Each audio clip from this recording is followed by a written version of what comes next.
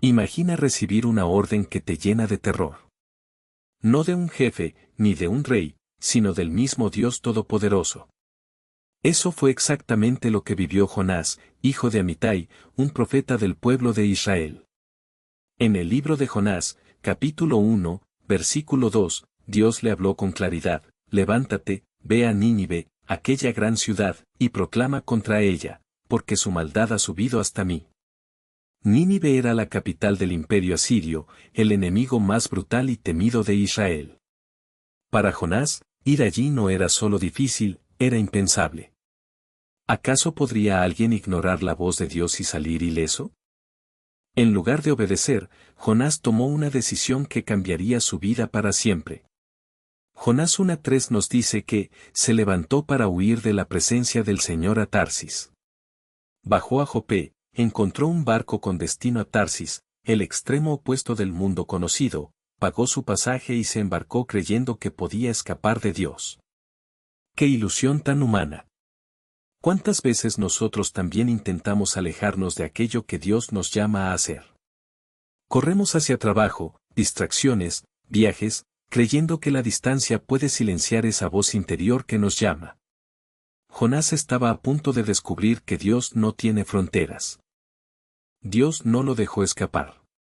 Jonás 1:4 relata que el Señor lanzó un gran viento sobre el mar y se levantó una gran tempestad en el mar, de tal manera que el barco estuvo a punto de romperse. Los marineros, desesperados, clamaban a sus dioses y arrojaban la carga al agua. Mientras tanto, Jonás dormía profundamente en el interior del barco. El capitán lo encontró y le rogó que clamara a su Dios. Echaron suertes para descubrir quién era el responsable de aquel desastre, y la suerte cayó sobre Jonás. Ese momento de exposición es inevitable. Las tormentas de la vida siempre revelan lo que hemos estado escondiendo. No hay desobediencia que el viento de Dios no descubra. Confrontado por los marineros, Jonás confesó la verdad: era hebreo, adoraba al Dios del cielo que creó el mar y la tierra seca, y había huido de su presencia. El miedo se apoderó de los marinos. Arrójame al mar, dijo Jonás en el capítulo 1, versículo 12, y el mar se calmará. Los hombres remaron con todas sus fuerzas intentando llegar a tierra, pero fue inútil. Finalmente, con oración y temor, lanzaron a Jonás al mar embravecido. Y en ese instante, el viento cesó. El mar se calmó. Los marineros, maravillados, adoraron al Dios de Israel. A veces Dios permite que caigamos al abismo precisamente para que otros vean su poder y gloria. Jonás cayó en las profundidades oscuras del océano. Entonces sucedió algo sobrenatural que nadie podría haber anticipado. Jonás 1:17 declara que el Señor tenía preparado un gran pez para que se tragara a Jonás. Y Jonás estuvo en el vientre de aquel pez 3 días y 3 noches. Imagina esa oscuridad total, ese silencio sepulcral, el olor, la sensación de haber llegado al límite absoluto. Fue en ese lugar imposible donde Jonás finalmente se detuvo. Donde dejó de correr. Donde la voz de Dios resonó sin obstáculos. A veces Dios nos lleva a nuestro momento más oscuro no para destruirnos, sino para que por fin lo escuchemos. El vientre del pez no fue el fin de Jonás.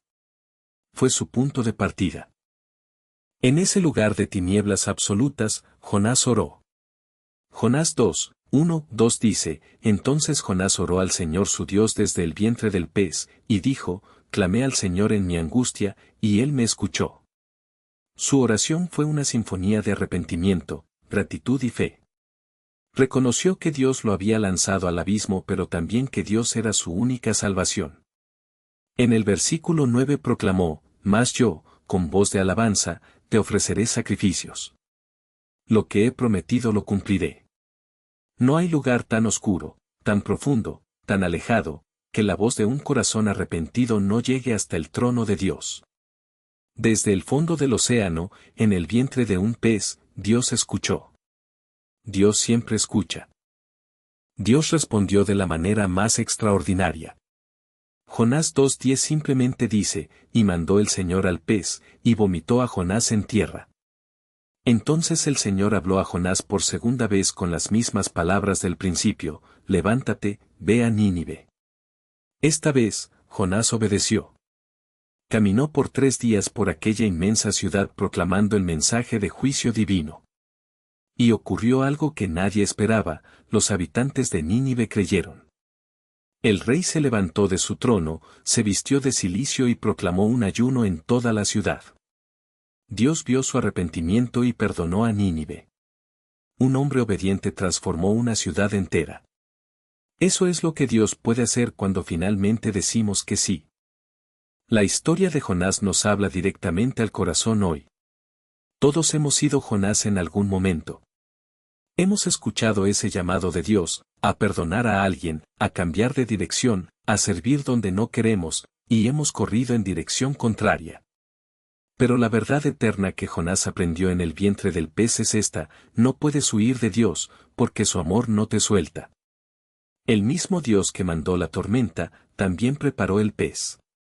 El mismo Dios que permitió la oscuridad, también ordenó la liberación. Jesús mismo, en Mateo 12:40, usó la historia de Jonás para anunciar su propia muerte y resurrección. 3 días en la oscuridad, seguidos de vida nueva. Si hoy estás huyendo, recuerda, Dios no te persigue para castigarte. Te persigue porque te ama demasiado para dejarte perdido.